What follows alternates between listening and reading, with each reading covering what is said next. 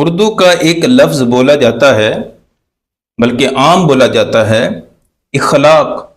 اپنے اخلاق درست کریں، یہ صحیح نہیں ہے، صحیح ہے اخلاق۔ اخلاق کا مطلب کیا ہے؟ اچھی خصلتیں، اچھی عادتیں وغیرہ۔ اسی طرح ایک لفظ اردو کا یہ بھی عام بولا جاتا ہے، اخوت۔ اسلام ہمیں اخوت کا درس دیتا ہے، یہ درست نہیں ہے، صحیح ہے اخوت۔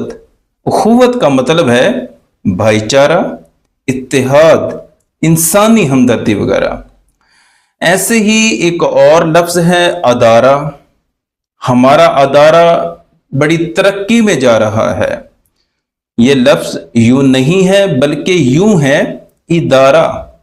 ادارہ کا مطلب ہے محکمہ، تنظیم، انجمن، کوئی ایسا نظام، دفتر جو کسی خاص مقصد کے لیے قائم کیا گیا ہو، تو اس کو ادارہ کہتے ہیں۔